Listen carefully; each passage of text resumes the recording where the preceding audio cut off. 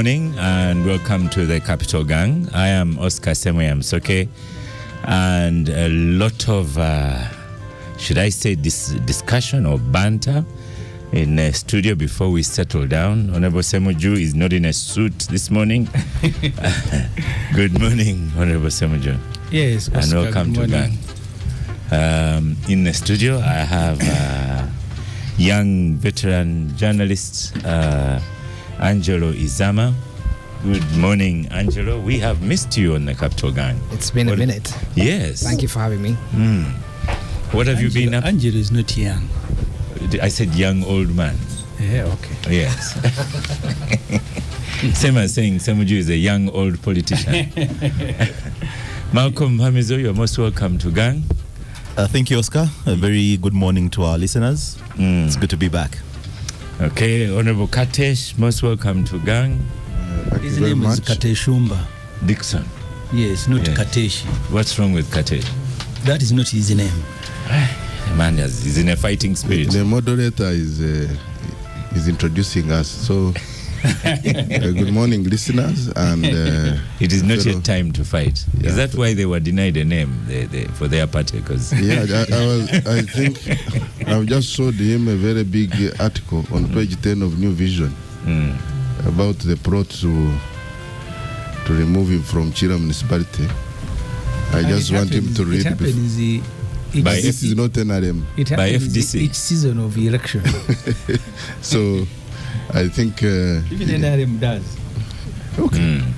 But happy to be back here. Okay. I missed last week. Yes. And I welcome my senior Emmanuel, Honorable Dombo. We are together in Chisoro, and we are glad we are back here. Yeah. I thought I'm the one introducing, as you'd said. I was welcoming, not introducing. Okay. Even your welcoming was done by the moderator. Yes. You're most welcome, Honorable Emmanuel Dombo. Good to have you. We've not had you quite a while.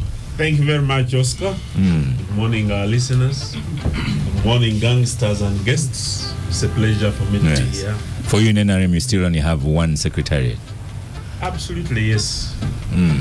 We only have one secretariat, floor 10, Kaduna Road. But there are so many operating centers. So many.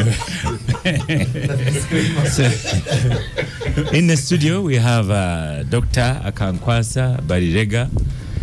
Dr. Akankwasa is the ED of NEMA. Listeners, going through to end of year, we are going to start a series of what institutions work. And today in the hot seat, we are beginning the series is NEMA. National Environmental Protection Management Authority. Management Authority, yeah. Some of you said protections, management. At some point, we'll get cases. I'm sorry. Okay. You know, Honorable Semoja, I don't know how you come in from Chile. I come from the bypass, as Dombo here will tell you, built by the NRM, and then come through Kavira School at the back, and then behind Kamwacha Market, yeah? We pay money. And the level of potholes. So this time round, they've improved them. They've cut them through the old Chira Road. So they are all cut. So next week, I'll give another report of how far they've gone. So this time they've cut. And that's the same road. You remember when I had to employ Malcolm as my lawyer the other day when I splashed a gentleman and he wanted a shot of 150,000. So again, I wanted to build. But they are very innovative. You see, the road between Chihuahua, Nigeria. Wasn't that the one launched this week? Yeah, but you see, when it got potholed, they remove chorus completely. Okay. So the potholes went. So they are very innovative people. So there's no... Now it is dust as if you are in a mine. Well, at least it has been launched, and I hope my village road will be fixed. So great to have you back, Dr. Barirega. But you know, every time I invite you to Gang, I feel bad for you. Because until you sort out that place in Chigo, we are going to have a problem. We shall sort and that one. Everyone in Chigo knows I have the NEMA man. Last night, no sleep. The noise alone. Then there's that place where they do the cement in a swamp. Again, the level of dust. Once I took a video for you, and I wanted you to walk with me because I was walking that cement dust, so that if I die soon, someone sues you. Thank you very much, Oscar. A very good morning to all our listeners. Yes, we shall definitely solve those issues you've raised. And we are people in Chigo are listening to you. Yes, and, yes, and yes. sometimes you go to that seminar. We assure the people of Chigo that NEMA, working with relevant lead agencies, will address the issues in Chigo. Okay, and then in your absence, Semuju nearly murdered you on gang here. I was listening to you were him. listening. Yes, I was listening. Here is a good time to respond to him. And I was saying that a criminal offense should have been opened against the Honorable Semuju for inciting violence. That time. What, when he said those people evicted should come to your house? Yes, that was incitement of violence. But he's a reformed man, I'm sure. He's not inciting violence anymore. Yeah. And we pledged to work with him to address environmental issues, even in his constituents. Because the laws we are implementing are really his laws. We're implementing the 2019 National Environment Act, which he enacted himself. So we are implementing his wishes and aspirations. So how have you settled that issue? Where have those people gone to? The which people? The one Semuju was agitating for the eviction. No. He evicted the people in Nansana, in Rubiji. Yes. Left there Ruto's petrol station, left there a police station. So they went for the powerless. That's what he did. But police station, that would be understandable. In a wetland. Anywhere. In a wetland. So you tell me the reason I'm leaving is the environment. He's there. I've allowed you to ask him. But police should settle there, and Ruto should construct a petrol station there. Even in a national park, even on a lake, if there is need for security can deploy there. Even in his home. They are not there permanently. They are there as an operation center, because you remember the insecurity that used to plague that area. People were being killed there, robbed. So the station came there as an operation center to address security issues, but it's not a permanent station. It's not permanent. It's just operations. But the question from me was, so how have you resettled those people? No, there is no issue of resettlement, as you are aware. What we are doing then and what we are doing now is to remove encroachers from wetlands. To encroach on a wetland is a criminal offense established under National Environment Act, which is punishable by 12 years jail sentence or 600 million fine. So it's a criminal offense. We are just removing encroachers, and we are not, for now, actually prosecuting them. So they have amnesty if they live peacefully, and we give them notes, sensitize them, work with them to live. As I speak now, the operation is ongoing in Rubiji, and the people are responding. And we thank them. So we are not in a resettlement. That's not our mandate. That's the mandate of the Ministry for Disaster Relief and Refugees in the Office of the Prime Minister. Ours is to enforce the law, to remove encroachers. Yeah. Fair enough. You see, Oscar, there are two things I will say about NEMA. First, the law he claims is implementing lays out a procedure. The procedure starts with the institutions under the law. In each and every district, they are supposed to have an environment committee. When you issue a restoration order like he did, there is even supposed to be a tribunal. People you are asking to vacate, a process they follow when they disagree with you is in the law. They can appeal to the tribunal, but you also work through these committees that are non-existing. What Akankwasa did was to go like many government institutions, go and implement Museveni's emotions about environment. He did not even, I think, know that a law existed and it gives guidance. And that's why maybe, so most of the meetings we had with him, and I said we had, not necessarily that I attended all the meetings, were meetings about the law, that you break the law to implement the law. And the last time I checked, they were attempting now to set up a Kampala environment committee. These things needed to be in place. And that committee, all elected leaders are part of that committee. He may say it's not my mandate to resettle people, but you're in a government agency whose duty is to serve people. So when you go and cause the mayhem like you caused that day, you cannot wash your hands clean and say, for me, those things don't concern me. That's why the environment committee is supposed to be comprised, among others, by the elected leaders. So the committees are not there. The tribunal is not there. Restoration order. So he was working like a military man.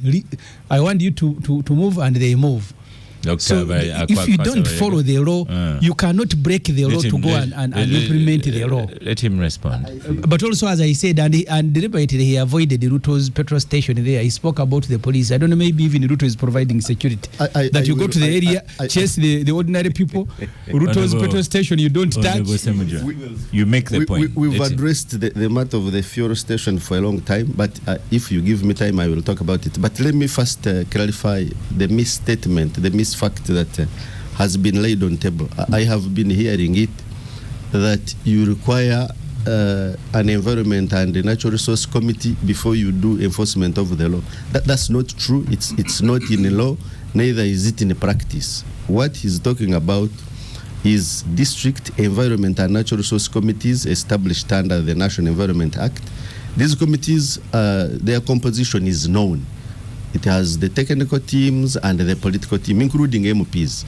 Now, the purpose of that committee is to help that local government address environmental issues in that local government, as well as advise the central government on matters to do with the environment in that local government. So these committees are very important and they are statutory, but they are not in the loop of enforcement operations, and they should never be mixed. These are strategic committees that guide, that give strategy, that speak in terms of policy direction. Now, the restoration orders are established under the same law and a different section, section 130.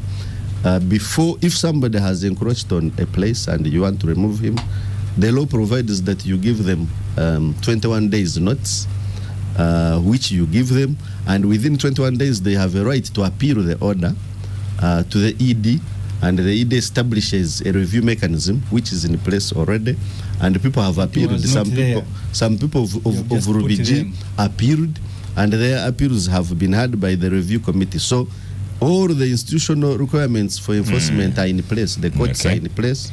The review mechanism is in place. So the enforcement has nothing to do with two more questions I have for you, Dr. Kankwasa. Yes. The first one from a listener. Yes. How far have you gone with the Kavera issue? The Kavera issue, we are bringing an amendment to the National Environment And I ask this because I'm going to finish off asking about the ozone layer and zone, because you cannot get to that stage if you have not sorted Kavera. In fact, the Kavera contributes to ozone problems. But the Kavera is a legal issue. Parliament in 2019 established a law that required people not to use or produce the polythene Kavera or plastic carrier bags of 30 microns and below. So the problem became enforcement. 30 microns and 40 microns cannot be distinguished by a common eye. So you have to pick a sample, first take it to the laboratory, then come with a decision that this is below, this is above, which became a problem to implement. So what we are doing now, we work with the UNBS, which the law vests the authority to enforce that provision, to ensure that the manufacturers manufacture polythene carrier bags of above 30 microns as required by law. But the strategic solution in our view is to phase out plastic carrier bags, because we can have alternative, and the alternatives are already in place. We have fabric bags, we have paper bags, we have plastic bags which can be reused. So we believe that alternatives are in place, and it is high time Uganda phased out plastic carrier bags and other single-use plastics, so that we focus on reusable and durable. Whose job is it to phase out the plastic? It's a legislative issue, and I'm saying we are coming up already with an amendment. Cabinet already agreed that we prepare an amendment which will go to cabinet and then to parliament, so that we ban single-use carrier bags and other problematic single-use plastics. For example, these water bottles. Why can't we go back to glass bottles? All other countries have gone back, even within East Africa itself. We remain an island using these plastics, whereas we can recycle them. It's not adequate. Eventually, we need to find alternatives. We have sand. Why can't we make glass, which we can reuse and reuse? If it gets broken, you crush and reuse again. So we have better alternatives, and this is going to be addressed. Yeah. When you're in Kigali, you can see just visibly with the eye that there are no plastics. What can we copy? Well, Kigali has banned single-use carrier bags, but also plastic bottles are being managed. And I think that's the way to go. And it is not only Kigali, actually, the world has moved. As I speak, there is an international negotiating committee established by United Nations to discuss and come up with a legally binding treaty to control plastic pollution, because estimates indicate that in 10 years, if we do not act, we shall have more plastics in waters than fish. So the situation is very, very alarming. So, Nema, you want to present ozone for life, and you're saying you look at the Montreal Protocol nationally, following on to global guidance. But if we're still cutting trees, we have not sorted out Kavera, we still ban. People just collect their rubbish and burn, and we still have Chitezi with us. So how can we aspire for such lofty notions like ozone for life? Ozone actually is a multilateral environment management success story. In 1987, scientists having realized that we have a hole in the ozone layer. The ozone layer is a layer of gas or ozone molecules which help us to prevent damaging ultraviolet rays from the sun from reaching us. God was very, very scientific that he created layers. From the Earth's surface, we have the troposphere, where we have gases that we breathe.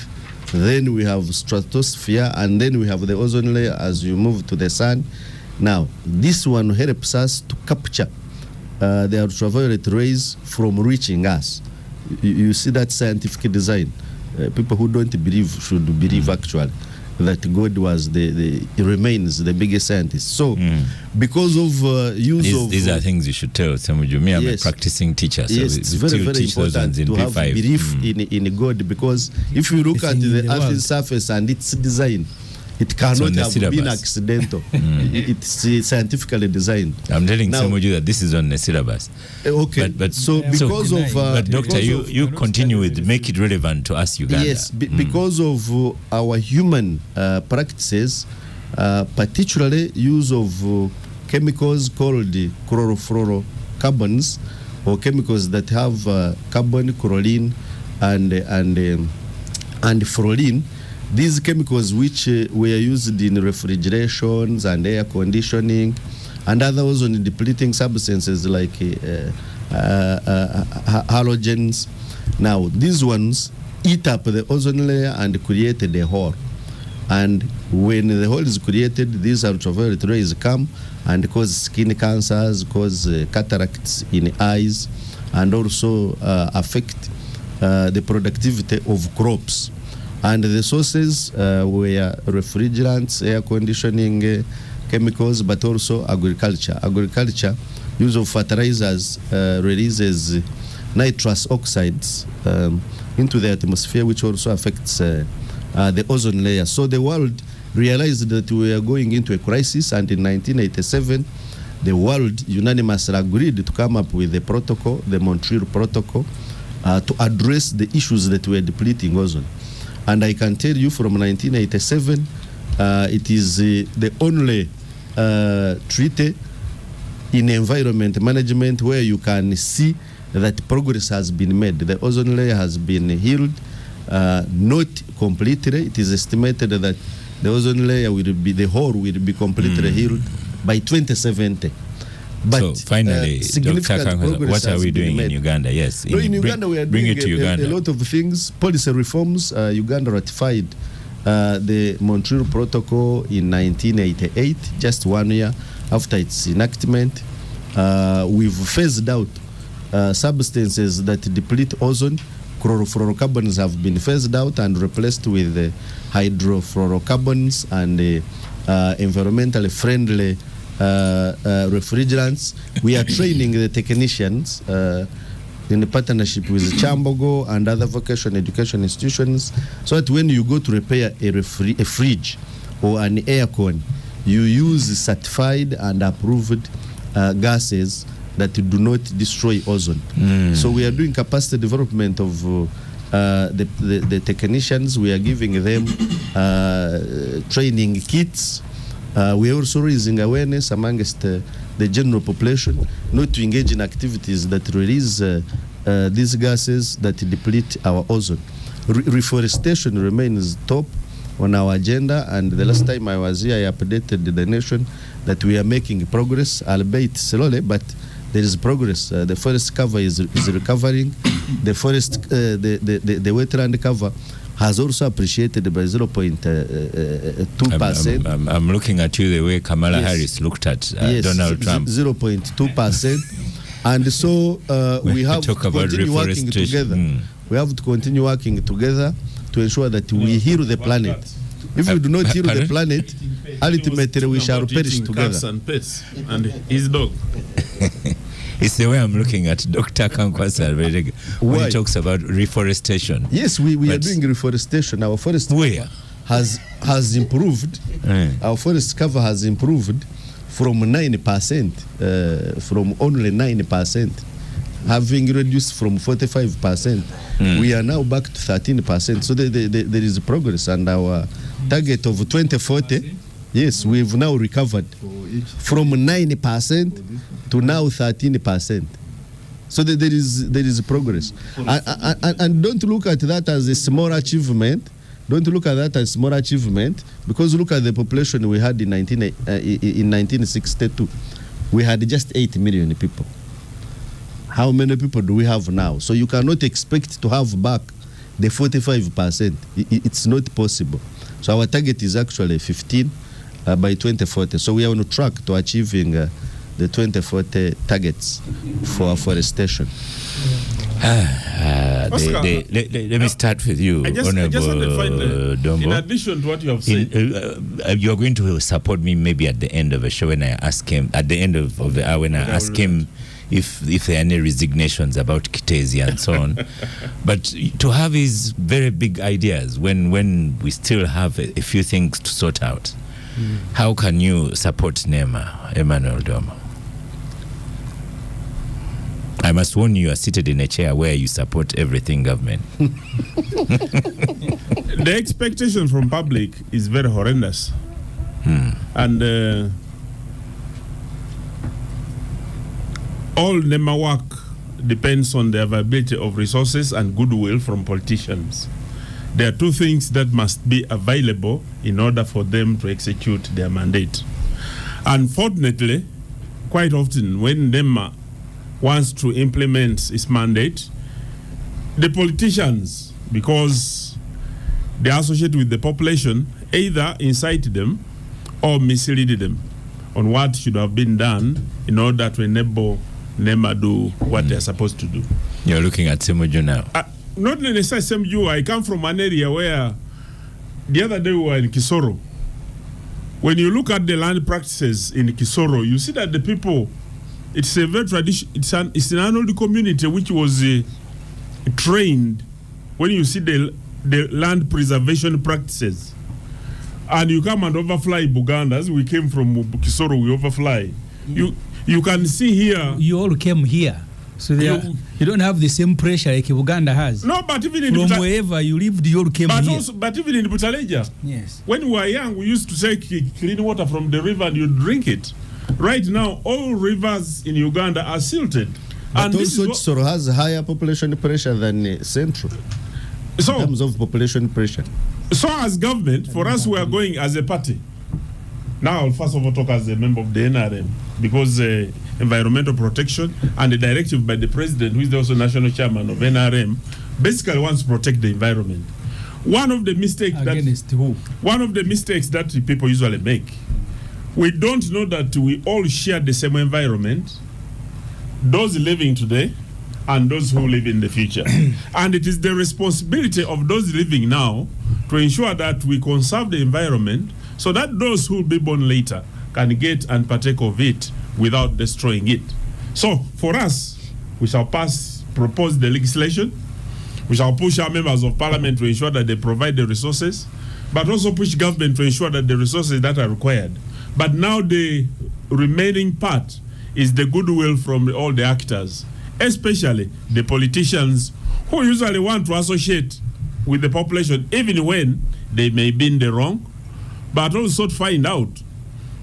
For Nikitez, I've been listening to the population too, and I've met some of the people, and I was wondering, is it true that those people who were settling in Nikitezi have land titles which were given by agencies of government, and what are the implications if they do exist? That's something that will help us to understand. Yeah.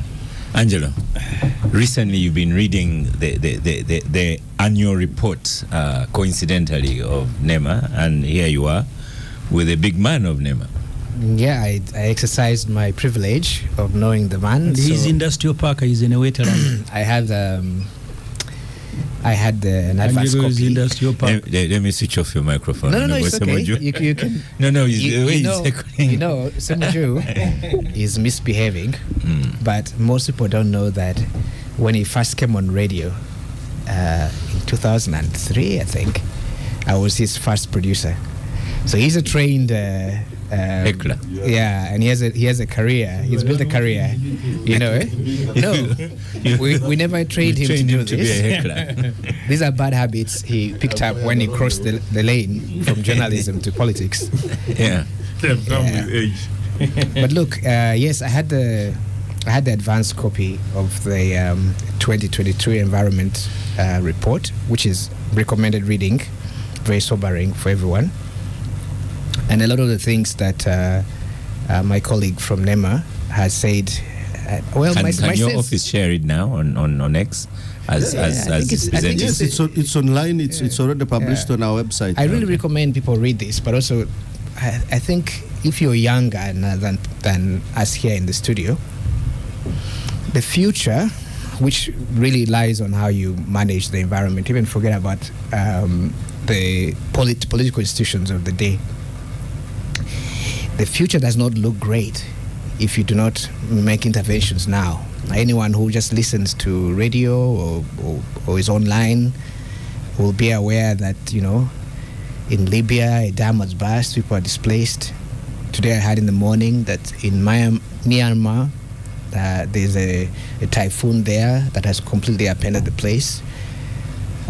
Where my other home is in California, people had evacuation orders have been given for people to leave their homes because of perennial fires. California is very dry and has been dry for a long time. So there they have a real crisis. It's not going away anytime soon. Apart from that, here in Uganda, I just checked just now that air quality readings for Kampala, which has been almost as bad as some of the largest cities in the world, Beijing, Tehran, or Abu Dhabi, also where I stay.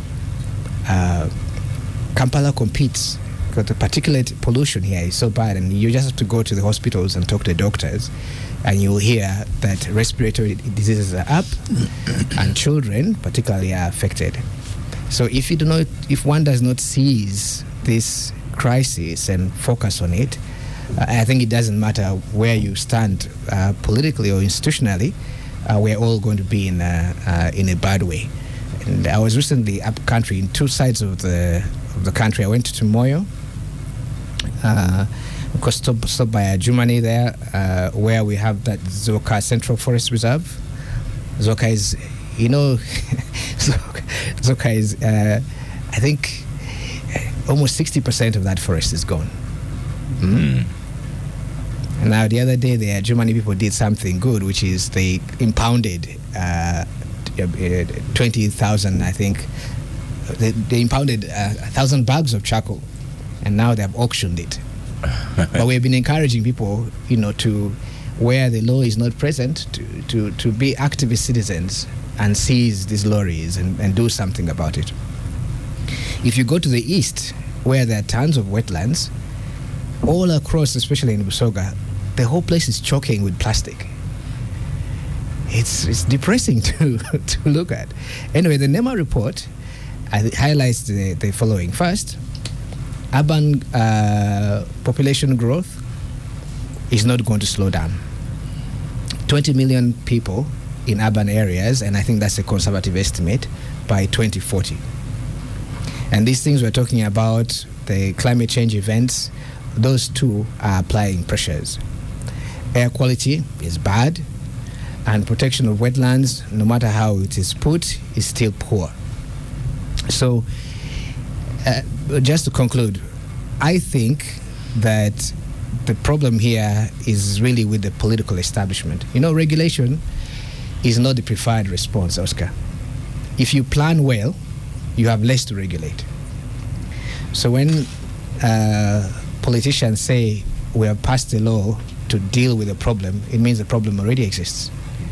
And in Uganda, traditionally, all the time that I have been in this business, regulators are weaker than the sectors they regulate. And this is across all institutional regulators.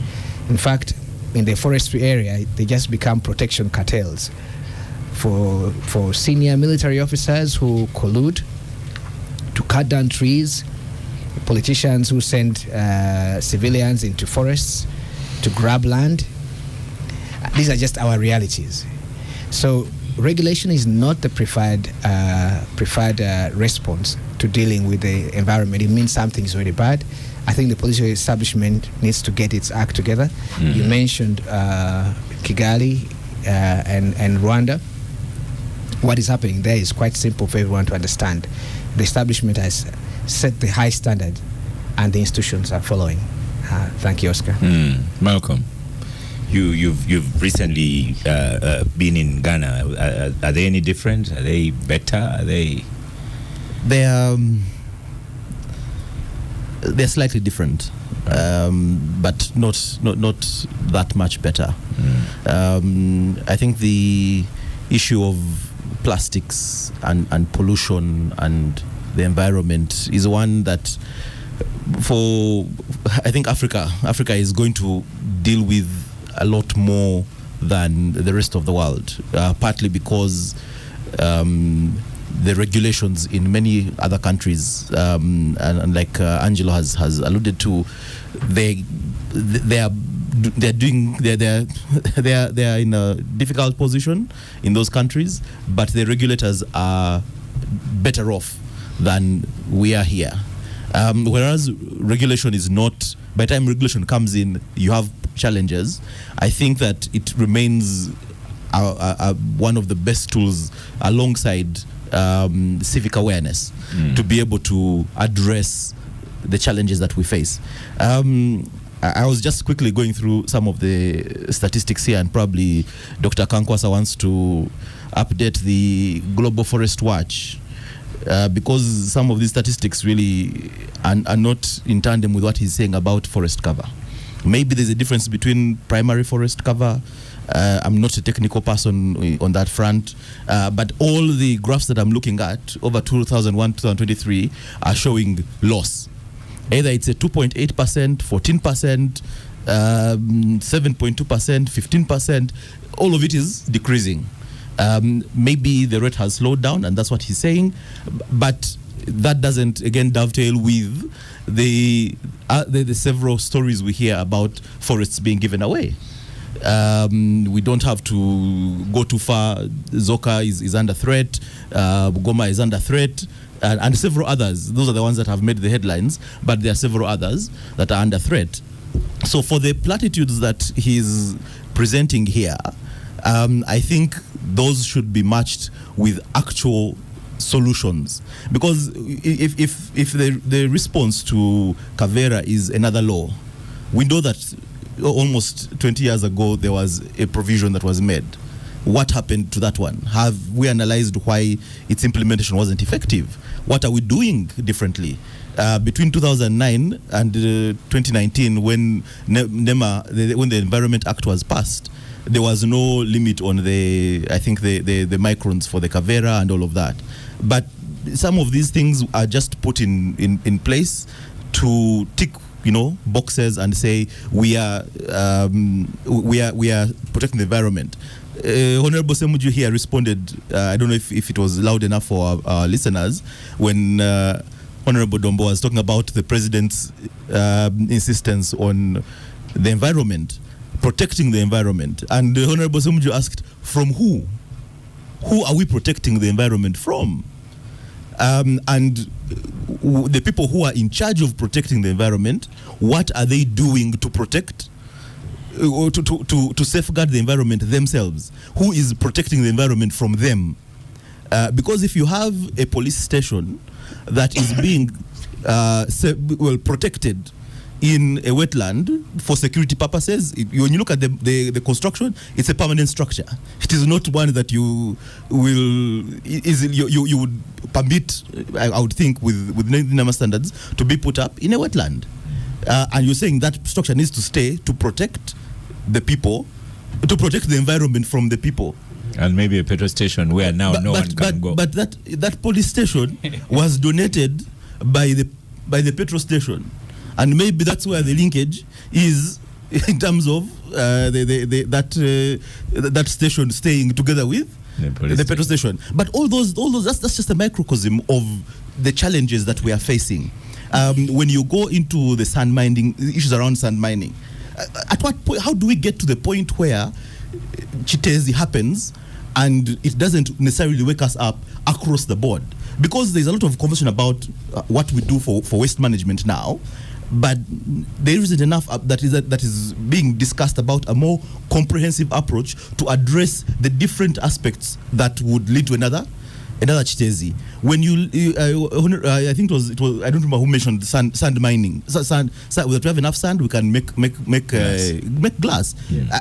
I'm not sure we still have enough sand. I am not so sure, because there is a lot of sand mining, unregulated sand mining, that has been happening in places we have seen, and so much more in places we haven't seen.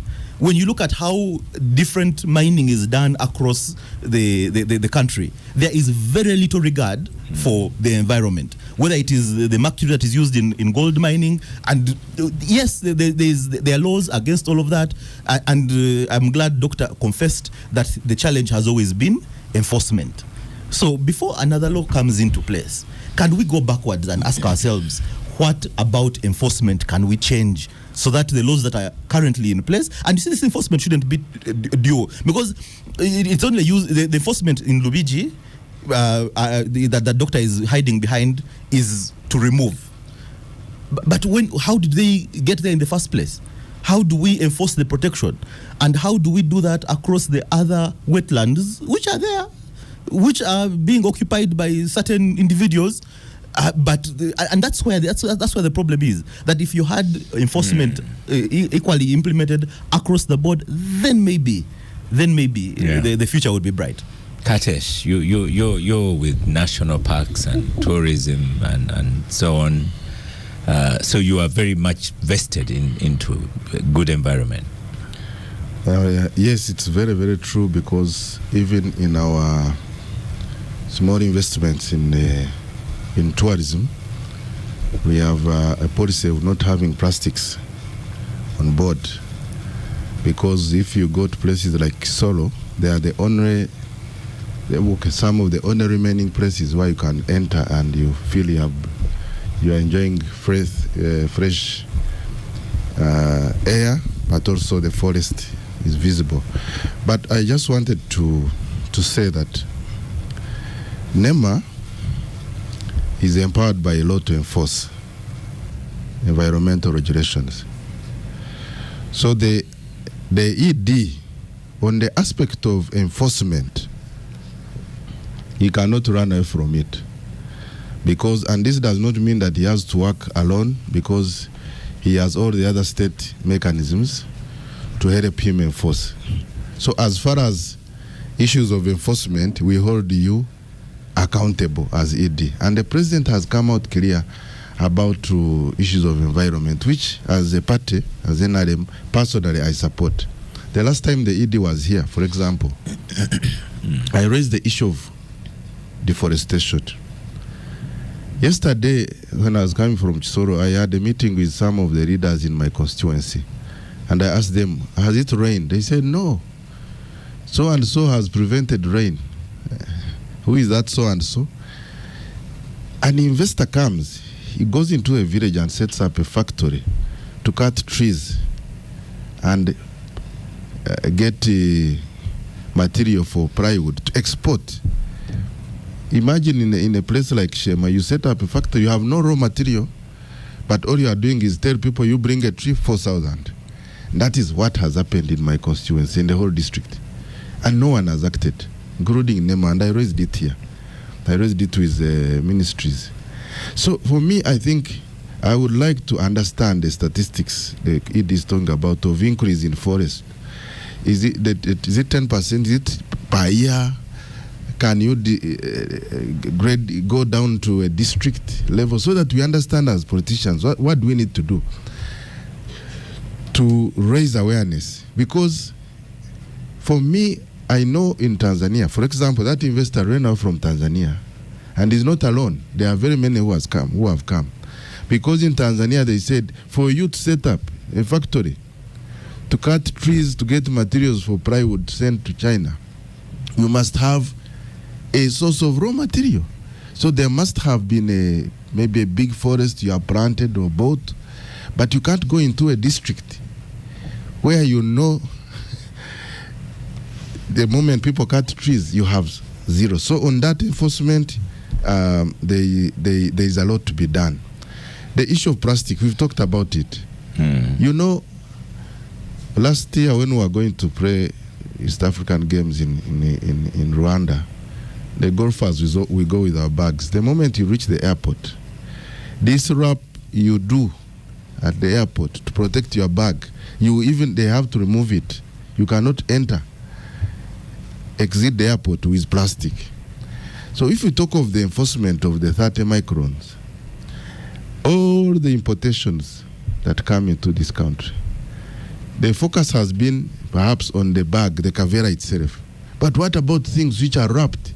Flasks, they come with kavera, packed, and it's a very, very big threat. Because when you go to trading centers across the country, in my municipality, for example, you will see the traders, they are selling goods, they have unwrapped, and kavera is all over. So enforcement is a problem. So I know that we would like to have a law for a total ban.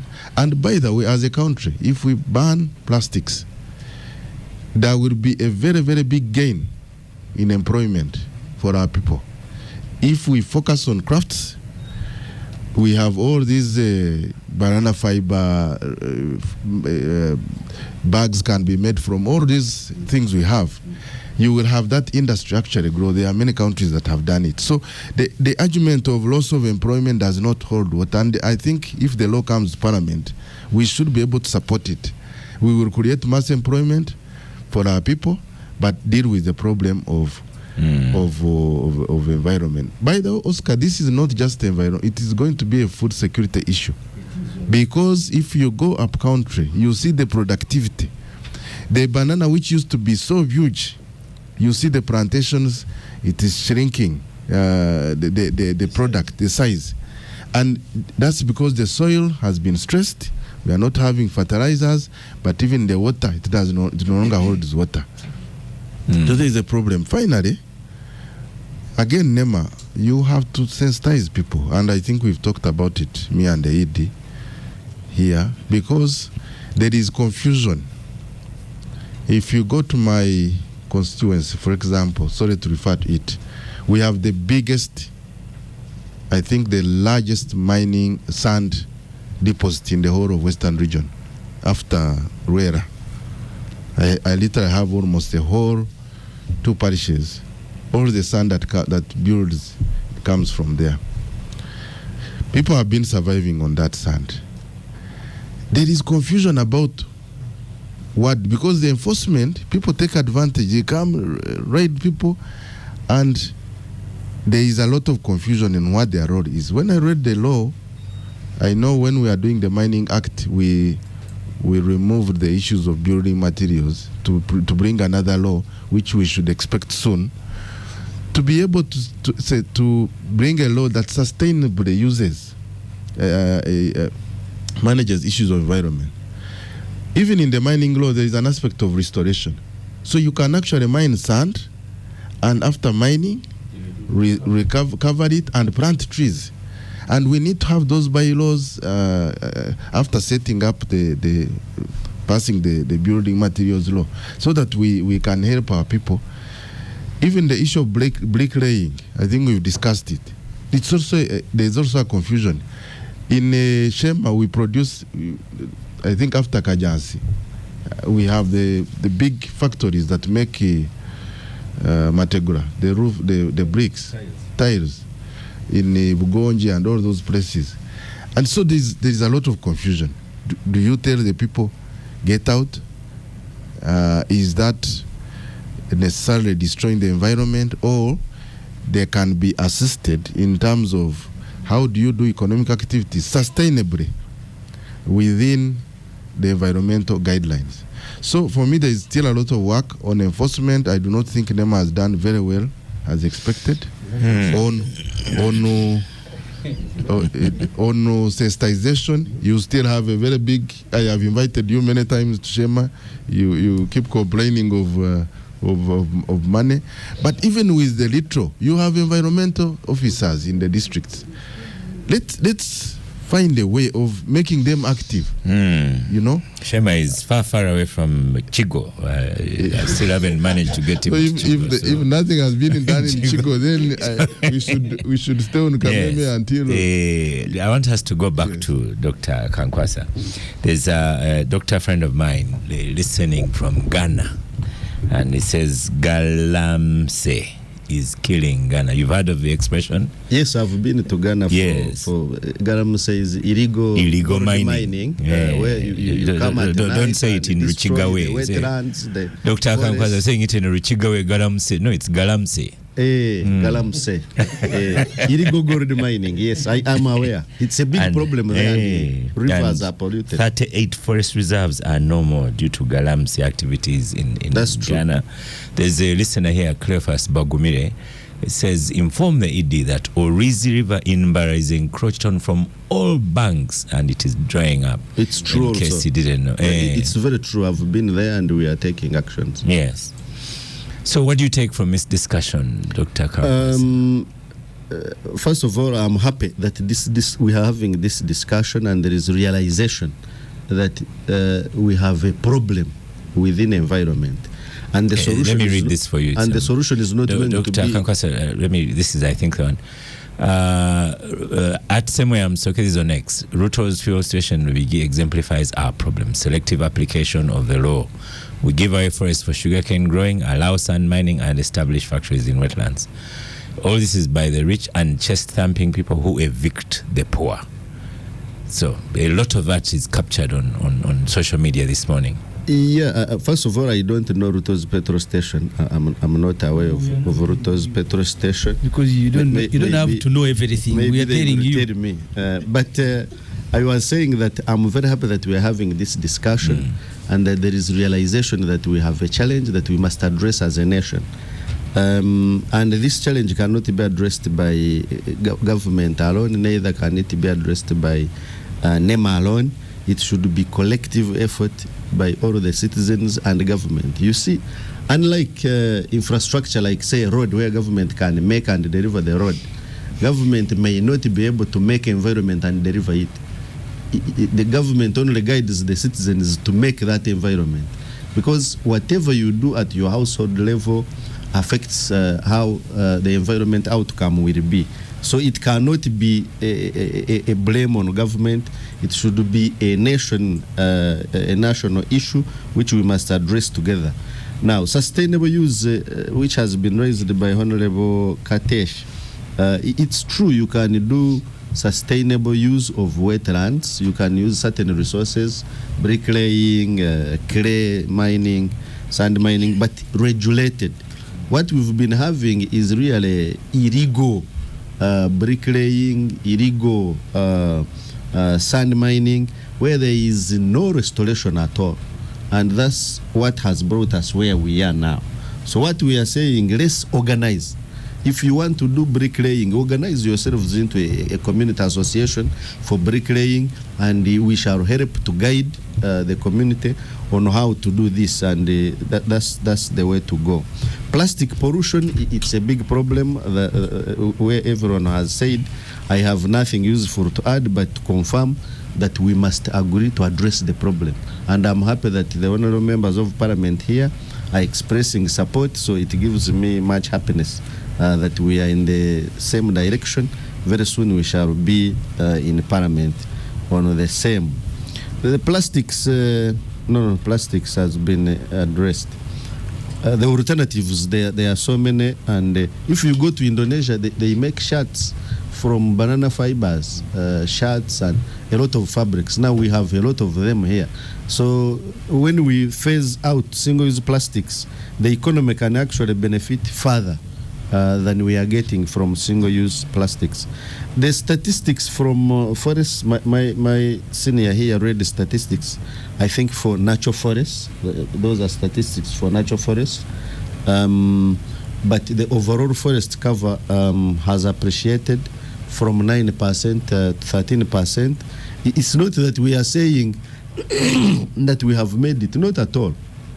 The problem is still very big, and the cutting down of trees for veneer, as said by Honorable from Shema.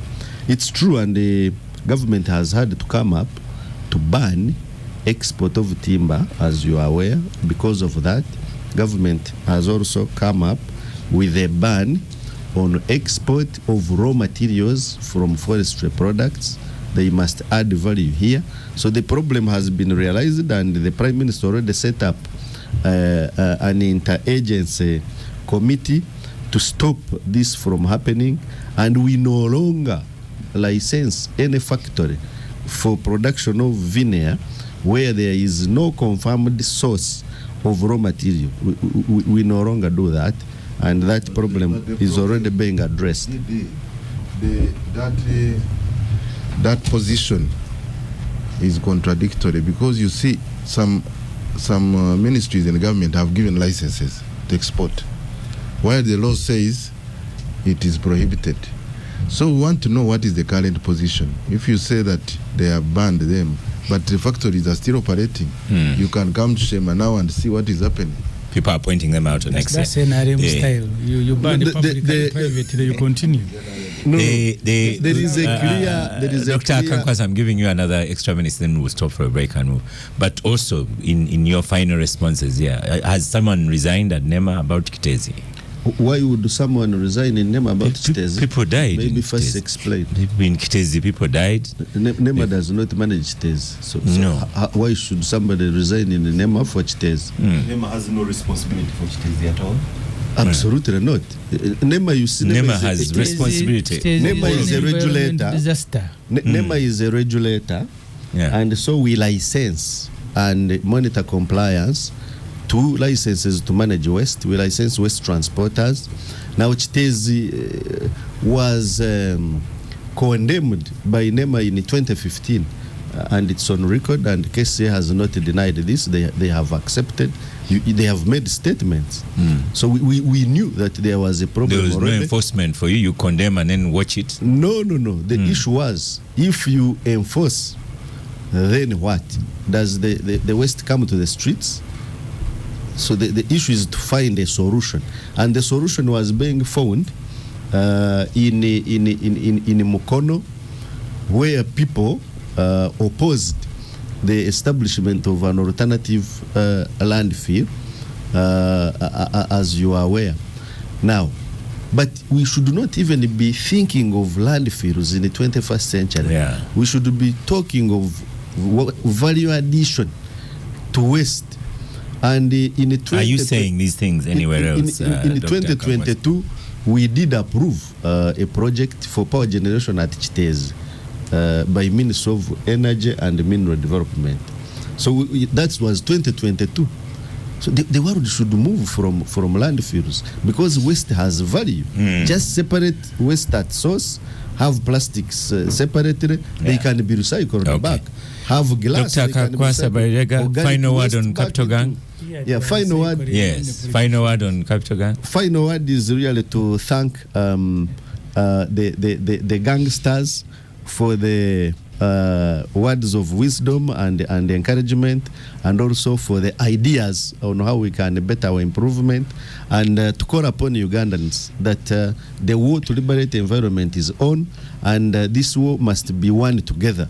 We must work together to ensure that we heal our planet. We do not want to see what happened in Nairobi recently, where 300 people perished from a flooding of a wetland within Nairobi city. So when we remove people from wetlands, it's not that we don't love them, it's because we are saving them from the worst which can happen to them. Dr. Akankwasa Barega of ED of NEMA, thank you. We stop for a quick break. Thank you for listening to the Captogang. We just stopped for a break. The topic then was what institutions work in Uganda.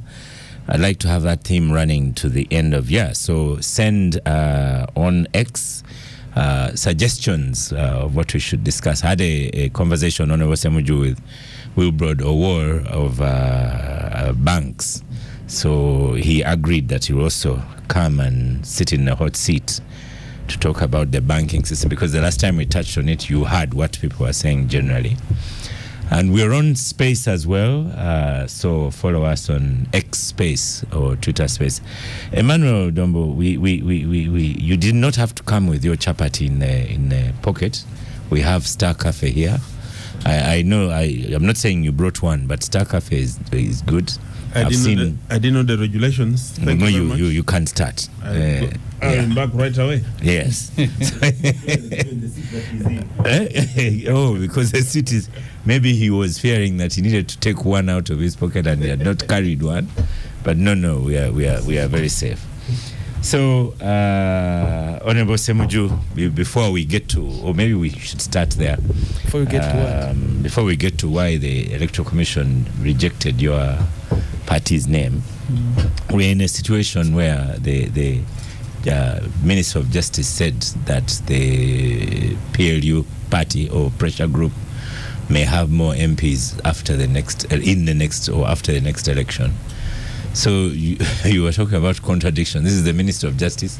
The other one, the head, is the CDF. But the Minister of Justice himself, before he was appointed, he went to meet General Muhoozi. You remember? I don't. After that meeting, they both wrote about each other in praise. When he went to sign what he called a memorandum, Karujire was the government lawyer who marries Museveni's daughter. You see, Oscar, there are things in this country that people take as a joke. When you get a Speaker of Parliament constructing a health facility and all the wards are named after Museveni's children and their wives, why would you be surprised if the Minister for Justice says that the next big political institution is going to be that of a serving UPDF officer who also happens to be Museveni's son? I think we all have resigned that we are the Dombos who are given some employment there are serving the family. Whether you're a minister or not. The other day, Oscar, when Museveni was in a cabinet retreat, I guess Dombo was there. And these days, by the way, it is very common, even in Entebbe. Museveni chairs a cabinet with his wife seated on his side. He's a cabinet member. That's not what. That's not how cabinet sits. and they both have access to microphone. I think in the recent case where they are complaining about corruption in a meeting in Entebbe, so Museveni was attacking Rwamirama, the wife was attacking Jim Muhwezi, so they both have microphone. It's like they jointly chair cabinet. And in the retreat it was worse, that the retreat which was recent in Chankwan's of cabinet, that Museveni says, I have another matter to attend to, Mama continue chairing. And then Mama continued chairing. That story, I think, now is public. Then he started crying. Now everybody, ministers, prime minister, they are all... I know you wanted to squeeze these things in. No, I'm trying no. to think of where the topic was. You and asked me about Pirao. PLU, yes. Yes. And the only reason we are discussing it is because it is a pressure group formed by Museveni's son. Otherwise, the conduct of Muhoozi should have earned him a place in Ruzira. Like Lieutenant General Henry Tumukunde. He was lucky because he's also related to the family, but he was here under house arrest for 4 years, not very far from where we are seated. So that's why I brought all this, Oscar, to explain the point. I know you'll want me to run away from that, but you are the one who brought a pressure group by a sitting general of the military, who, by the way, also heads the military. So, and why it is important and why Mao should speak about it, I have told you they are taking turns in praising either the wife or the son or the brother. So Mao is doing what everybody in the government is doing. If you are a speaker, you construct a facility and then all the wards are named after the children. If you are a minister of justice, you must say Muhoozi is the most powerful thing. If you are, oh mama. So really, that's where we are, Oscar. That's our reality. We can pretend about it. The other day I asked the Deputy Speaker of Parliament. The Deputy Speaker in the government hierarchy published, is it number 7 or number 10? Number 5, the Deputy Speaker. No, not number 5. But the Deputy Speaker was asked by Kataha, who is a junior in the government hierarchy, to go and represent her. So I asked him in Parliament, really, if you are a Speaker of Parliament, how can a junior government officer at the level of a minister assign you? Maybe as, I read maybe as Oscar, first lady. These things are very irritating. The other day I read Muhoozi. Muhoozi is supposed to be supervised by OO, the Minister for Defense, not Ofono Opono. His name was escaped. Or both. At a function, these days, defense functions are presided over by Muhoozi Kainerugaba in the presence of the minister. And he was praising Oboth as being a good person. So it should be the reverse. It should be the minister praising one of his staff. But the staff presides over functions. The minister is there. You saw the Minister of Defense, before he was sacked, the Sempija, there was a function in Masaka of Muhoozi, and they all went running, including supervisors. So that's the leg. That's where we are now, Oscar. So I don't see anything isolated. It's not an isolated incident. So this government is a government of a family. Those who are serving there, one time I even asked Parliament, because in our rules are very strict. The president is only allowed to enter Parliament with a bodyguard. So I asked the speaker to tell me, why did Museveni come with his wife? And it is written in the rules that the president is allowed only to be accompanied by a bodyguard. But they came and sat on the high table with his wife. So I said, please tell us, under which law? The law says you come with a bodyguard. Under which law does the president walk in with his wife and they sit there as if they are Bagole? So she's a minister. No, ministers have places in the Parliament. You don't sit. I cannot go and sit where the Deputy Speaker sits or the Speaker. I cannot. So the wife of the president cannot sit. You don't come with your wife if one or two. You don't bring them. You don't import them. Yeah. So the point you asked, I don't know which answer you wanted, but the answer is we are completely now under family rule. people now are supposed to swear either by Kataha or by Kainerugaba to keep your job. If you're a speaker, whether a deputy speaker, whether a deputy president, whoever you are now, you swear by their names, either by Kaguta or Kataha or by Kainerugaba or by Sare, then you are safe in your job. and I sympathize with Dombo. Angelo, why do you sympathize with Semaju may have some merit in the conclusion. I don't know about the others. Because lately, when you have an NRM, I'm putting to you. Why don't we allow history to resolve this one? Oh. Yeah. because I think that... Let me first put to you, when many NRMs like Katesia, when he becomes chairman of what committee, first as he's going to chair a committee, he has to first research and decide which position he's taking. Because you have to look behind and say, now what is PLU doing and what is NRM doing, what is the historical doing. They are in that category. And both can speak last on this topic, this subtopic. So is there a question somewhere? Yes. What's the question? That's the one. There is a topic. If there is no question, the topic is there. Oscar, you know my views on the political establishment. First, I voted against the return of political parties in 2005. I thought our experiment with the individual merit system, the no-party system, was unique at the time in Africa and actually served the growth period for NRM was, as you know, between 86 and 96, slightly over that. But political systems around the world are in complete decline. Some of them are in complete disarray. We're talking about the US political market. You just see what's going on there. And in Europe, the picture is even far worse. German elections. Yeah, and the picture is far worse.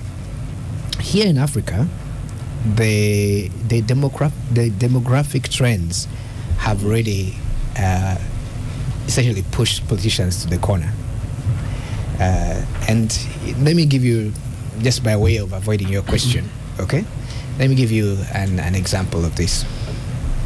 Recently, I've been trying to investigate trust in society where it is resident. Okay, it is not in public institutions anymore. Okay, I give you. I've been doing something on micro lending. So it may surprise you that whereas you hear in public that Ugandans cannot be trusted with money, that if you're a bank, you lend to them, they won't pay, they abscond from their debts. That picture is actually deceptive. MTN runs a service, a micro-lending service called Momo Cash. The default rate for Momo Cash customers is in some products is less than 2%. In other words, there's a 90% repayment rate for Momo Cash. Momo Cash, every day, transactions are 5.67 billion daily. Okay? And if you look at the impact of that on ordinary lives, there are probably people in this studio here who, before they came to work, took out a small loan just to cover transport costs. Market vendors, border guys who have actually the highest repayment rates for the money they borrow, all of those exhibit high forms of fidelity. You do not see that picture when you hear political conversations. You don't. When it comes to the discussion on political institutions, people just say you cannot trust politicians, you cannot trust government programs. By the way, as a way of comparison, mobile money transactions and micro lending per year is about 445 billion. The transaction volume. I am lost. Okay, that's okay. We were discussing that is why we are saying, this is about the difference between what actually happens in society and what politicians are doing. Okay, I wanted to avoid your question, Oscar, because I think that there's a general desire for political reform reform of public institutions, the restoration of trust. So Honorable Semjo here can talk about the pageantry of politics. What is going on with the current political establishment. Okay, that is okay. He's a politician, there's an election around the corner. But I don't think that in our society today, the most important things are what politicians are doing. And I think the politicians, Honorable Dombo, you may correct me here, the politicians are trying to come to terms with how do you keep up with the changing trends of this society, if not to keep on, to hold on to power, just to manage and maintain stability. Thank you. I don't want to let you off. You wrote a paper a little while ago and asserted that biology will sort out all these problems. I know I said we needed a constitutional crisis to do root and branch reform. And then you said it might not happen, but then we'll trust biology. But the way people are living longer, so you can no longer trust biology. The U.S. president gentleman is he 80 or he's approaching 80? Hold on, was told not to contest. So, look, the paper that I wrote in my lecture in 2013 was to say two things. That Uganda is going to transition to an oil and gas economy by 2022. That was I was fairly accurate there. And I also say that there would be a political transition around the same time. Now, there are many ways of thinking about transitions, okay? In 2021, you saw how NRM was completely blindsided by what young people were doing. Most of them drifted to people power.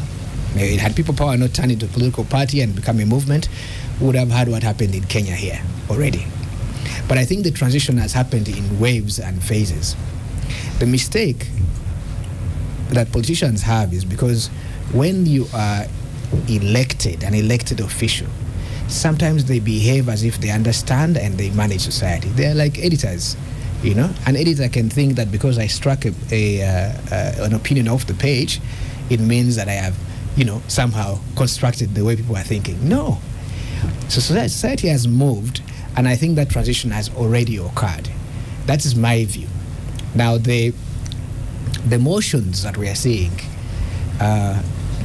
about what's going on, there's an election, there's a new political movement.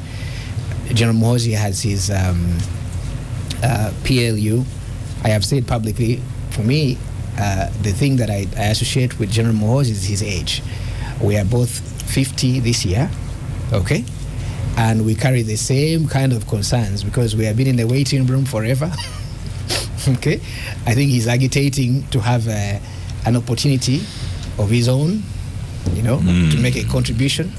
There's an entire generation of my age who just feel that time has passed us, and we haven't done what we can to make the country better. And to that extent, my view was always on the side of what is this soon-to-be retiring 50-year-olds like myself? What is our stake in that future? I don't think it is coming from what I observe happening in the political sphere. If we talk about the private sector and the innovations, what we are doing to hustle and survive, there I can make a contribution, Oscar. Okay, there's a gentleman, King Charles, in terms of waiting. If you're only 50 and waiting, the epitome of patience. Yeah, he waited a long time. Yes, Malcolm. So, Minister of Justice predicts that PLU will have more members of parliament after the next election. Oscar, I find it intriguing that we are comparing General Muhoozi to Prince Charles. No, I was comparing Angelo Izama. That the idea of waiting takes us to Prince Charles, who is King Charles these days. King Charles, Prince Charles then, and King Charles now and that seat that he was waiting for is hereditary. It was his, and barring biology, as I was saying, eventually it happened. It was deliberate. So to think of General Muhoozi in that light is quite something. He seems to be ticking all the boxes on the journey in that direction. To King Charles. Oscar, I think everyone, and this is my personal view, that everyone who draws earning from the consolidated fund of Uganda panders to the audience of one. Everyone. That is how the politics in this country has been constructed, even the economics. But I'll stick to the politics. Pandering to the audience of one. So let's not be very surprised when Honorable Semuju chooses to connect PLU's projected dominance to the fact that the father of the head of PLU is the president. I don't think those two are mismatched. Honorable Dombo here had a disclaimer early on in the show where he mentioned power centers, that there is only one secretariat but several power centers. Operational centers, yes, and you operate with certain levels of authority and power. We have had stories, I have not been on a delegation, but had stories that there are certain parts of this country you need to visit to get assurance. Certain people in this country you need to visit to get assurance before you go for the main legal way of doing things. That you have to first secure certain blessings in certain corners of this country where people have patched themselves. So that is a new. Angelo, for someone who the same thing. You went around like this. So I don't think that that statement was meant for us as an audience. I think the person who was supposed to receive that statement has received it, and the more we discuss it, the more we perpetuate. Yes, the very same, and probably bring the honorable minister to his to his eventual goal.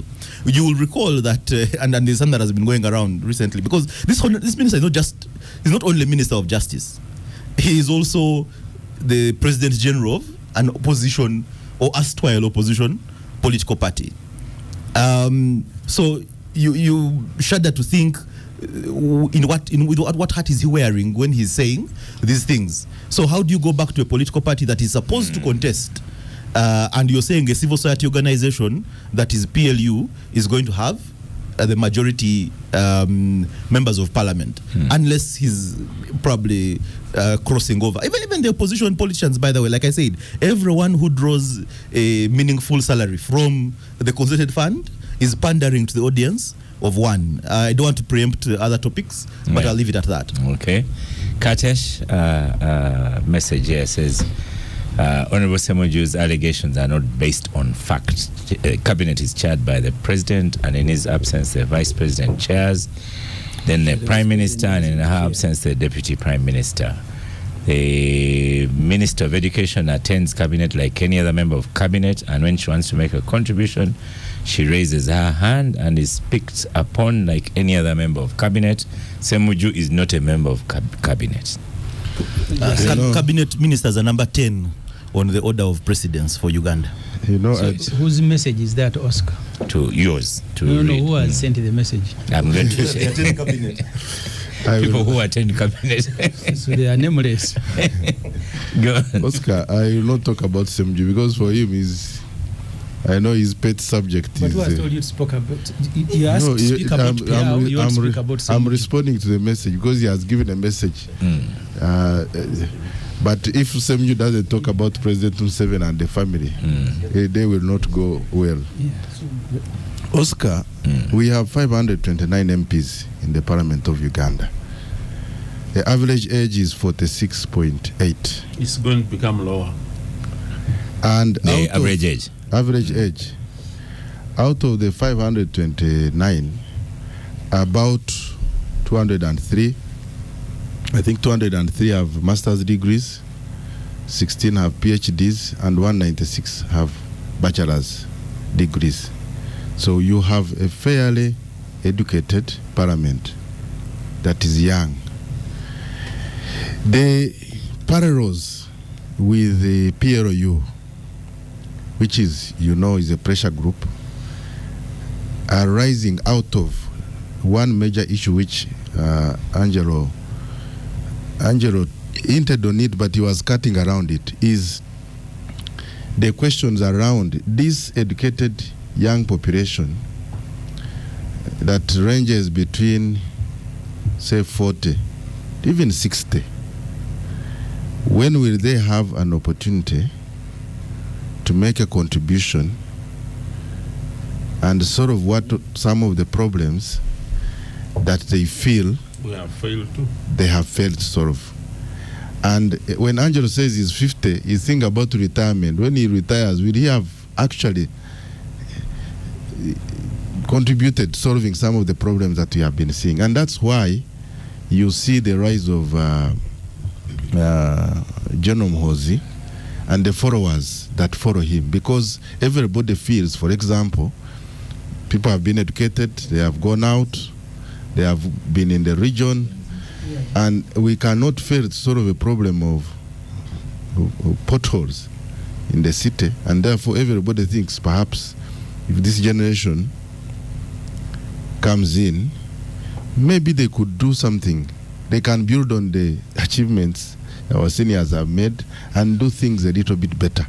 And maybe sort out rubbish collection. Yes, recently I had a game with a friend who is even 65, but he feels that their generation have not been given an opportunity, because if you look at the average age of the MPs, you look at the average age of some people who are responsible for certain policies, you feel maybe there is a need to and that's where I think the pressure is coming from. And do not take this thing lightly to say the PROU, if the minister says many members will be, there are many people who think that along the lines of the ideas behind PROU, because some of the issues can be solved. And so many people who follow John Muhoozi, and my friend Semju should not reduce it to a family affair. In his own right, he, as a general, as someone who is educated, is 50, turning 50, he is a Ugandan. He has a right to think and imagine how things should be. So if he feels, if he feels that perhaps he needs to play a role, you should not make it as if they will not just hand over to him. He has followers, and I'm sure if the followers support him, then that should not be reduced to just family. And the fact that he has a pressure group, you have been seeing him moving around, he has followers, many of whom are NRM, who think that maybe when time comes they can play a role. We should be very open, but not to say that thank you, Katesh. because someone is a president's son, he has a stake in Uganda. Okay, we're going to stop for a break, and after the break we'll have Emmanuel Dombo. I hope he will not be as careful with the word choice. You know, teachers of literature, we call it diction. We will not be extremely careful with word choice as Katesh.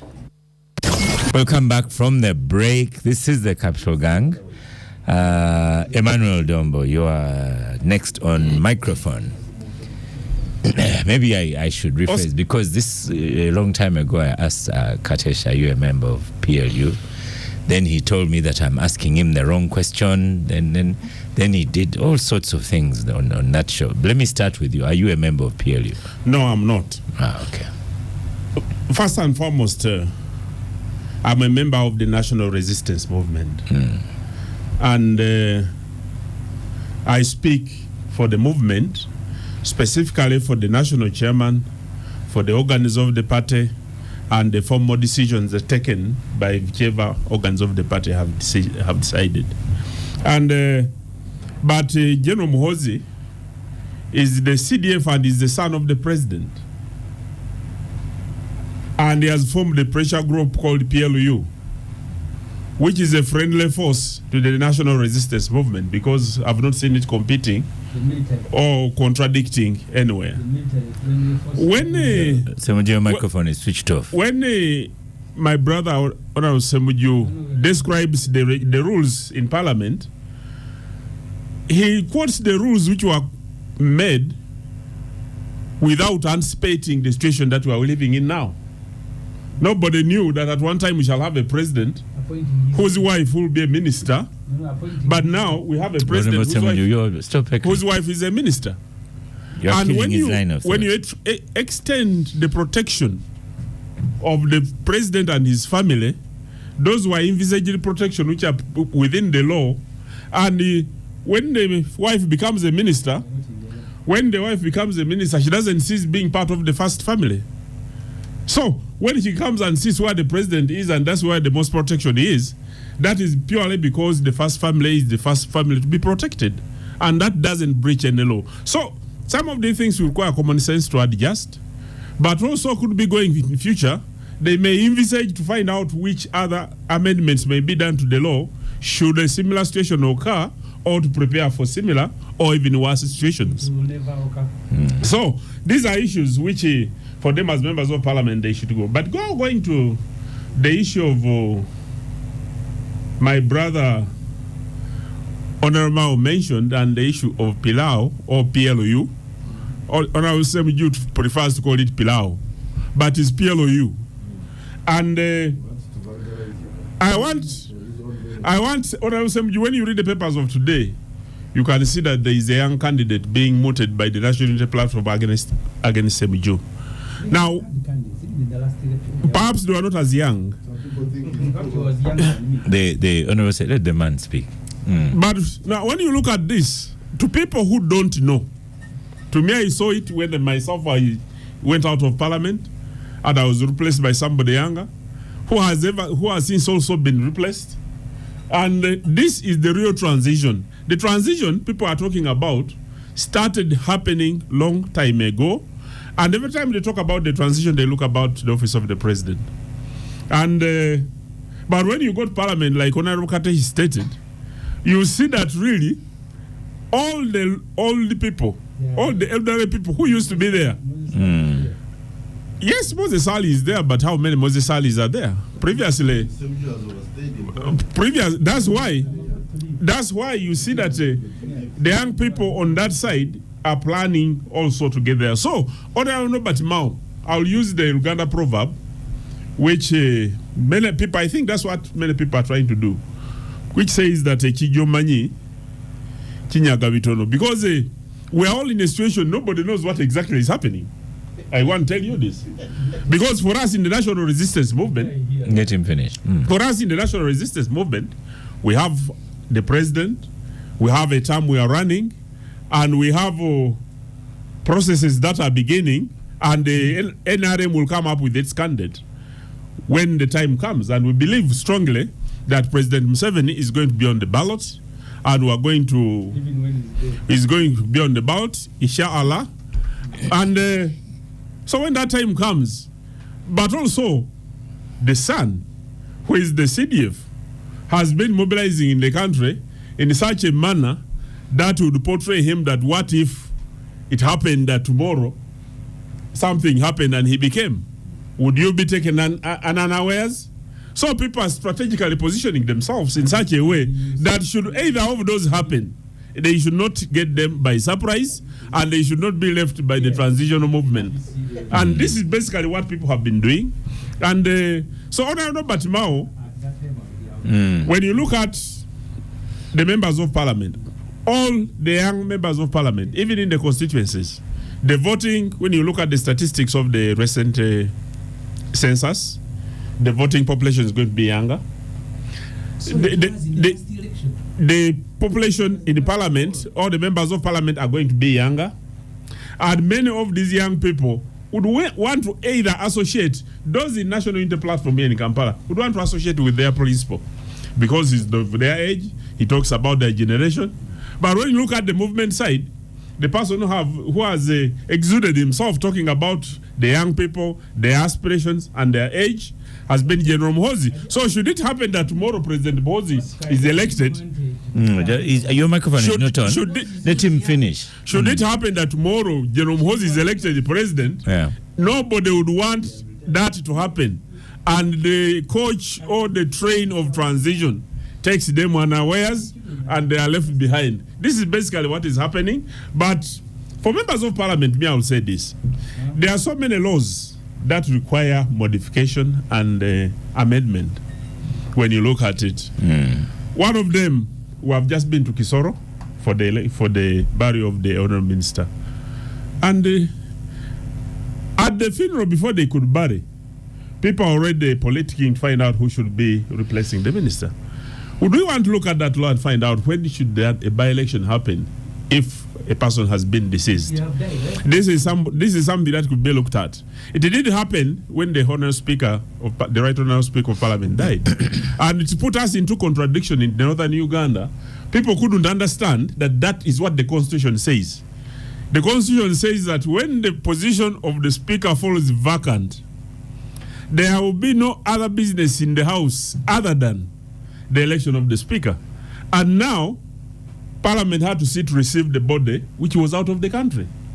In the North, we were portrayed badly that their son has died, a respected person, but before you could even talk of receiving the body and burying it and commiserate with the people of the North and the family, for us, people are jostling for positions here in Parliament. Those are issues which the Parliament could look at and find out whether this is true. And finally, one of the things I've been looking at also, which my brother said you would tell, during an election, after every general election, I would want a party which wins a position.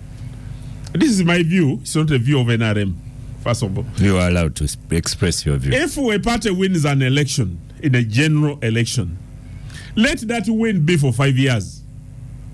That the party, FDC, has won this position for 5 years. So that when there is a member of parliament dying, the replacement should be the responsibility of that party to get a place. It has happened in many countries.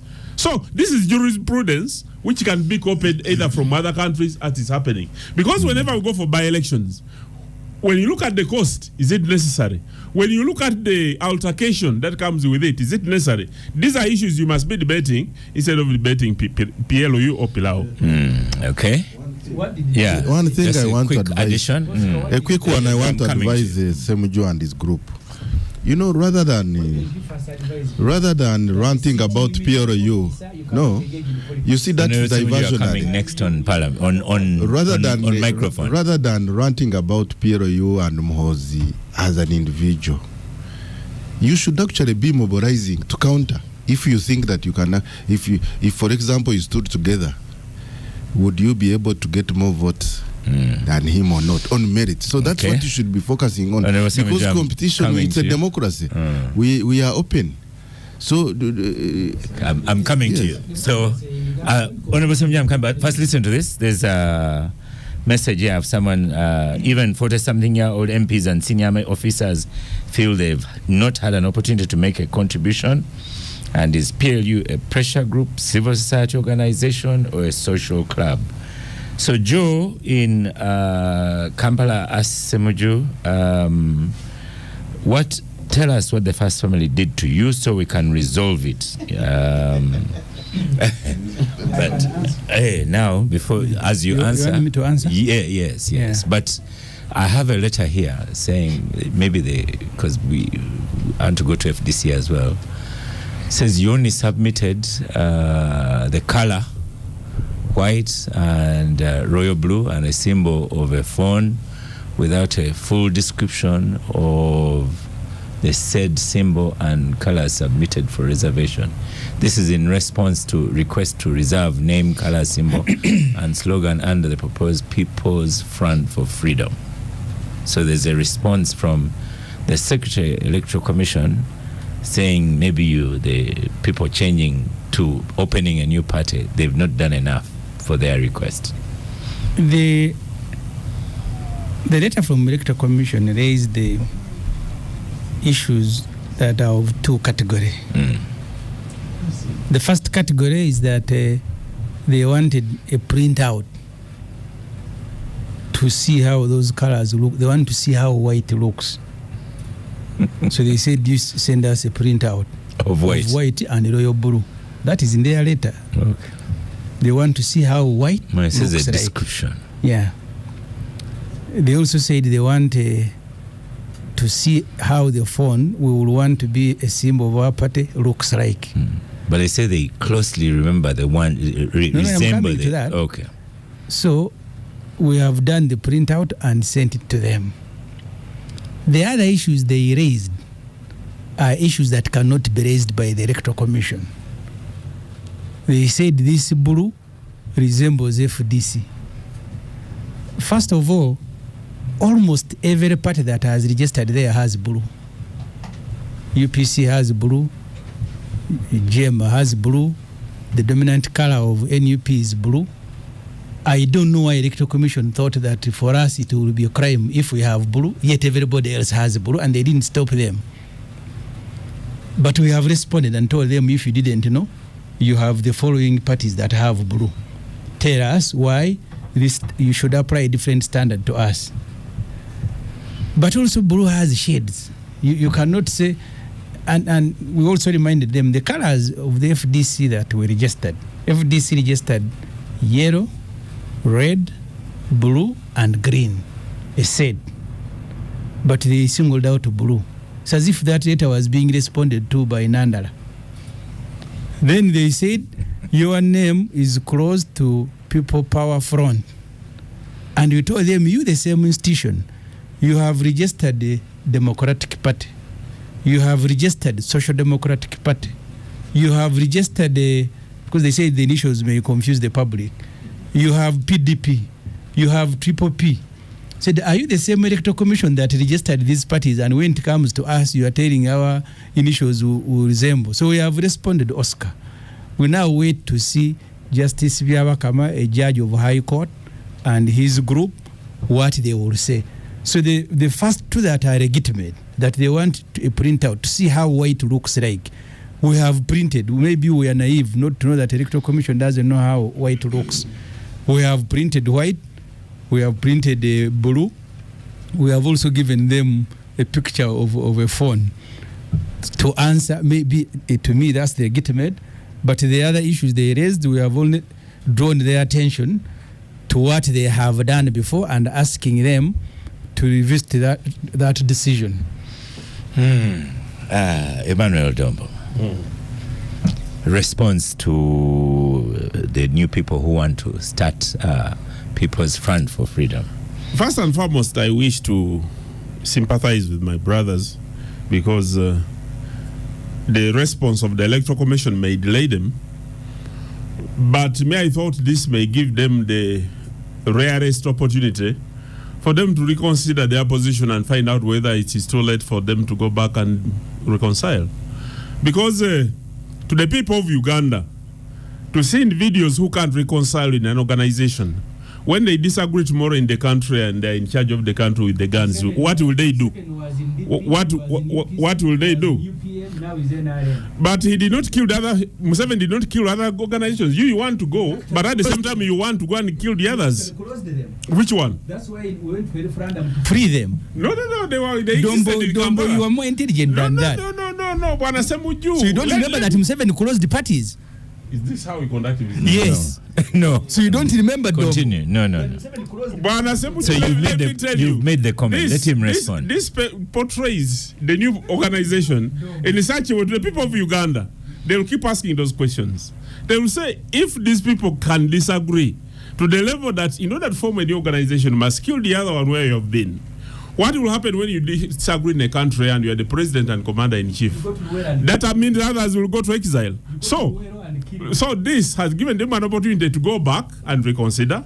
If they have failed, For us as NRM, we shall sit and watch, but we shall wait for whichever organization comes during the elections, because we are ready and set. Whoever comes, we shall deal with it as such. Katesh. We've talked about this issue, but this particular one, if I was a electoral commission, I would quickly give them what they want, because it will not take long before they split. Even that one which they are registering. How? This time you have resisted saying again. No, I'm telling you that they can have their party, but if the way they have been resolving issues of FDC is to move from the original FDC, you had the first sprinter group, it went, another one went, Ant was created, then you started the Katonga. Let them have it. Let them be registered. It will not take long, because you see the best way, if you are looking for taking power to lead Ugandans, you should be able to have internal mechanism to sort of challenges. So they will have it, but I know the electoral commissioner is creating news for them. They will not. There will be another faction emerging from within, and we are here. The good thing, because if God gives us life, we shall see. Because the issues that they are not discussing issues to enable them unite against what they stand for. So for us as NRM, I think this confusion. This confusion will benefit the PLU. We are part of it. It is one, and it's one house with many bedrooms. One bedroom has PLU. But we are occupied. So we are in I don't know which bedroom you're in, so, Katesh. No, I'm in the house. This might be a good time for Oscar to ask that question again. I'm in the main house. You might see me in a compound. We have got our pressure groups, but we are not like Katesh might be in a compound. Thank you, Katesh. Let's go to Malcolm here. I think that it's a bit unfortunate that rather than address the, because I'm a process person, Oscar, and I think that process is very important because it determines the quality of the product, and I think that's what we should be addressing now. The process through which a group of people that is interested in registering a political party is being taken through, irrespective of who is behind that process. And I think that as politicians at the table, you should be mindful of that fact, because today it is Semuju and his people. It is possible that very same law and the precedent that has been set begins to apply to the NRM, the PLU, and the other pressure groups that might choose to then register. I think that should be where the discussion is, because irrespective of who is interested in creating that party, we should have a process that is transparent, a process that allows for the political processes to go forward. I know that the challenges that I'd want to know whether actually the NRM politicians here do agree in a way with the issues that were raised in terms of substance. The substance that has been raised by the Electoral Commission, is that valid substance? Is that a reason, again, given their history, is that a reason to actually turn down the political the decision, the application for a political party? I think that while the challenges are being faced by FDC in terms of how they get to, or former FDC, how they get into the political arena, the focus on the upcoming elections and with PLU in the wings, in one of the rooms in the big house, I think that when we look at the coming election and see how we are positioning ourselves. If the electorate is going to be much younger, like Honorable Dombo is saying, the MPs themselves are much younger. The attrition rate, though, could speak to some of that. What is the quality? And I was impressed by the education, profile of the MPs. But then I also began to question and ask, what is the quality of the education system in this country that then gets us this quality of members of parliament? So if we are looking at getting younger people into parliament because it is their time to govern, to eat. So I emphasize their time to govern. If that is the case, what is the quality of young person we are putting there? I was whispering here with Angelo about the 35-year-olds that are in parliament, and all they have known is you skirt the line to get ahead. That's all they have known, because that's what they have lived. So that's what they are carrying forward into this governance seats that we are taking them to. We're running out of time. Honorable Semenya, I'll allow you just 1 minute, because Angelo is safer to close the gang for today. The time is up, so you're 1 minute, because if I don't allow you the minute, you will echo again. I want to thank Malcolm. You see, the discussion by Kateshuma and Dombo is not a discussion of how political parties are registered under the Political Parties and Organizations Act. Dombo is discussing politics. Okay. Reconciliation is not work of the Electoral Commission. If I have brought an application, process me the same way you have processed others. That's all. That's the only role you have in the law. But when you begin telling me that you've put on a blue that looks like Najana Nkumbi and you're Electoral Commission of Uganda, yet everybody else has blue, and sooner than later I'll be subjecting myself to your jurisdiction. So people who are, the point I made earlier, Oscar, and Dombo knows it when they were in Parliament. You had, and it started long ago. You had MPs who will never utter a word until they have been told Museveni is okay with this. Then they will pretend as if it is originating from them, and Dombo knows it. On every matter, okay. What is the president saying? So if they hear, you remember one time Museveni caused himself trouble. He said Museveni was devastated with the death of Garang, and the man came and said, no, I was not devastated, I'm a revolutionary. So they are just there scheming, thinking, what will he say next? Angelo Izama, conclusion to gang this morning. Well, okay, I think on the issue of the registration of the party, I mean, it sounds like a discussion on copyright. Sometimes, when you register a product, there is a government agency that says, this and that, but the Electoral Commission should not stand in the way of any political organization willing to join Uganda is an open, with limitations, an open political market. They should perhaps just fast track this registration. It makes no difference. Ultimately, this you have to trust the people. The voters eventually will determine the outcomes of what Honorable Semju and the FDC are trying to do. Oscar, is that a fitting conclusion? Yeah, we will go with that. Saying, happy birthday here, because in the he doesn't know when he was born. So yes, go ahead.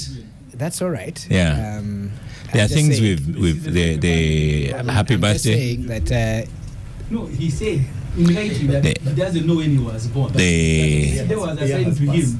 Was sent to him by his children. So thank you, Angelo. Angelo, there are some events we've like on the topic list. Yes. We didn't get to discuss. Abdul Katuntu is away, so we'll wait for him to come up, and then we'll discuss the American last debate. I've been telling people communication is very important. It's brutal. Communication throughout President Biden. So we will continue discussions. Thank you so much, Star Cafe, for powering the gang. This morning, everyone has well participated. Listeners that were following on the space, bravo to you. Thank you. Emmanuel Dombo, thank you for attending gang.